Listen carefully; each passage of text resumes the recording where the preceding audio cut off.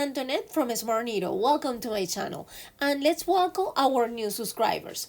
Today I am so excited to show you something really cute, round, puffy, and absolutely adorable. This is my Snuggle Circle Applique. This is actually the same idea as the Snuggle Folio that all of you love so much, but this time is beautifully round shape, giving it a whole new look while keeping that same cozy puffy charm. This sweet pouch is not only super cute, but also incredibly useful. It features a zipper that opens all the way around with double zipper pullers, so you can easily see and access everything inside. I also added a leather handle to the zipper pullers, so you can carry it comfortably with your hand. It's such a cute and functional detail. Inside there is a mesh pocket, which is such a great and very useful detail to keep your items organized and easy to find. It also includes beautiful leather accents that give it a chic elevated look. And the best part, it comes in 7 different hoop sizes, so you can make the perfect size for anything you need, from everyday essentials to gift and craft shows favorites. It's fast, fun to stitch, and finish with a lovely blanket applique that give it that clean handmade touch. Alright, let's get started. Okay, we're going to hook 1 layer of tearaway stabilizer and we're going to run our first spool color over the stabilizer. Please remember that all my embroidery designs can be stitched on a single needle embroidery machine or a multi-needle embroidery machine. Now we're going to cover the whole guideline with 2 or 3 pieces of cotton batting. This will depend on the hoop size you are doing. If you're doing the smallest size, I will recommend between 1 or maybe 2 cotton battings. If you're doing the medium size, could be about 3 cotton battings. And if you're doing the very large sizes, you can use even 4 layers of cotton batting. And then keep running your embroidery machine for the following spool color. It will do the tack down stitch to attach the cotton batting to the project. After the tack down line has been done, we're going to trim the cotton batting all around it. Now that the cotton batting has been trimmed, we're going to cover the whole area with a pattern fabric of your choice. In this case, I'm using orange color. Just make sure it covers the whole area. Then keep running your machine for the following spool color. It will do the tack down stitch to attach that pattern fabric to the project. Then the following spool color will do the first applique guideline as the video shows. Today, I want to show you what I do with all my fabric leftovers. I keep collecting pieces in all sizes, and then I divide them by color shades and store them inside my glass jars. You can see them here. I truly love saving every single piece of fabric because I know I'm going to use them in future projects. For me, fabrics are like markers. I use them to color all my designs.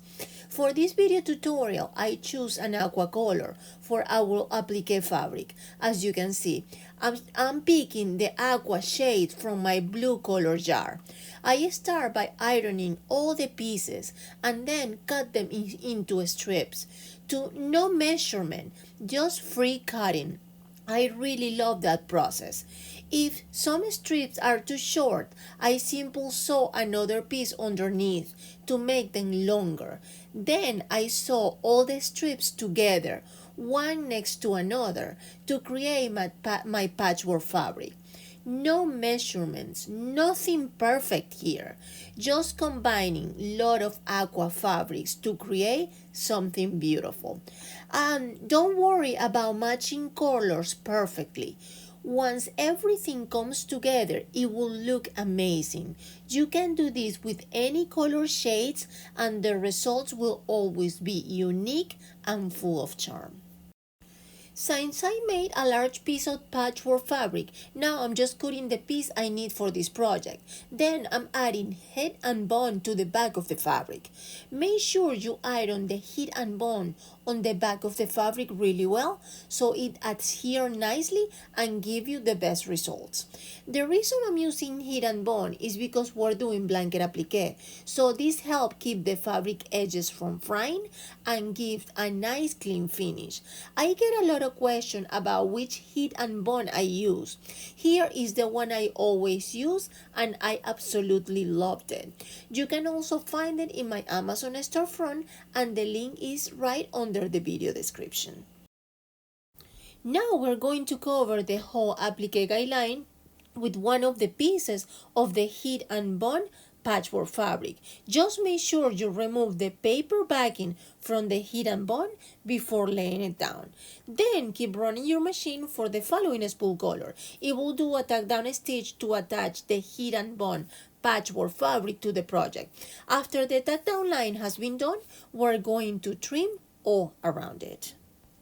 Then keep running your machine for the following spool color. It will start doing the quilting pattern over the patchwork fabric as the video shows. Then keep running your machine again for the following spool color. It will start doing the blanket applique stitch all around the edge of that patchwork fabric. Now we're going to cover the whole project with another piece of pattern fabric. Just make sure it's big enough to cover the whole project. And then we're going to put it on a way that the wrong side of the fabric is facing you. And then keep running your machine for the last spool color. It will do the tack down stitch to attach that pattern fabric to the project. But it's going to leave an opening, so when your project is finished, we can turn it inside out through that opening. Now unhook your project and tear away the stabilizer. As you can see, I always save the largest pieces of stabilizer for future projects. Here at the SmartNeedle, I try to save on materials as much as I can.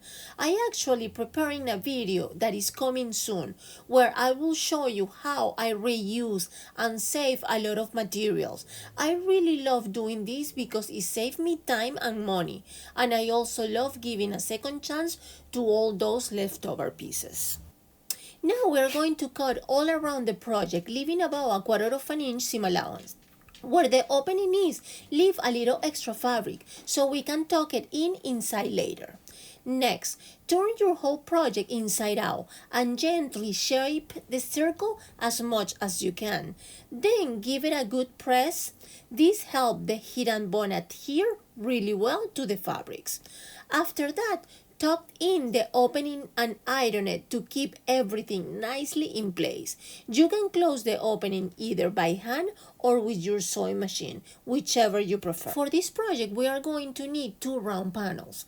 There are 2 embroidery files per pouch, embroidery file A and embroidery file B.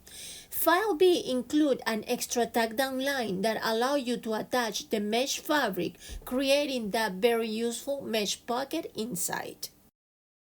For the mesh pocket, I'm using another pouch I made because I thought I had recorded this step on the orange and aqua pouch, but I didn't. So I'm showing it here using this different color, but the step is exactly the same for any circle pouch you make. Now, let's prepare the mesh. Cut a piece of mesh large enough to cover about half of the circle. Then, cut a piece of pattern fabric the same width as the mesh and about 3 inches tall. Also, cut a strip of cotton batting the same width and about 1.5 inches tall. Place the cotton batting on top of the pattern fabric. Then fold the fabric edges over to wrap the batting, just like I'm showing you in the video. This will create a nice soft border. Next, place this finished strip along the edge of the mesh fabric. You can hold it in place with clips and then attach it using your sewing machine or by hand, whichever you prefer. Open the embroidery file B, then follow the same steps we did for the first panel. Right before the last spool color, place the mesh as shown in the video. Then run your machine to stitch the tack down line, attaching the mesh to the project.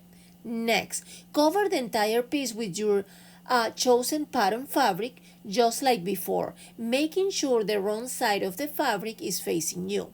Run the last spool color to secure everything together, leaving an opening so you can turn this second panel inside out. Once it's done, unhook your project and cut all around it, leaving about a quarter of an inch seam allowance. At the opening, leave a little extra fabric so you can tuck it inside later. Then, turn your panel inside out, shape it nicely. As you can see, the mesh pocket is already in place. Close the opening by hand or with your sewing machine. Then flip the mesh pocket into position and you are all done. Now we're going to iron the whole panel, front and back, to make sure the heat and bond adhere to all the fabrics. And our pocket is ready. Now it is time to add the zippers so we can bring the whole project together. I'm using these amazing zippers that come in a large package. Each color is one long zipper that you can cut to any length you need. They also include a lot of metal zipper pullers, and the quality is just fantastic for the price. What I really love about these zippers is that you can add one or even two zipper pullers, which is a total game changer. It allows you to create projects with double zipper openings, making them so much easier to use, and that's exactly what we're doing today. If you like these zippers, you can find them in my Amazon storefront, and the link is right under the video description. Here I'm showing you how I measure the zipper length.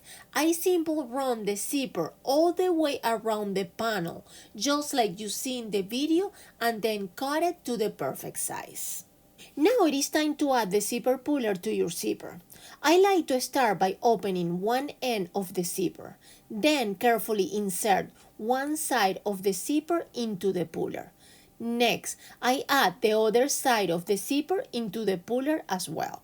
Hold both sides in place with your fingers and then gently pull the zipper puller forward until it slides into position and closes properly.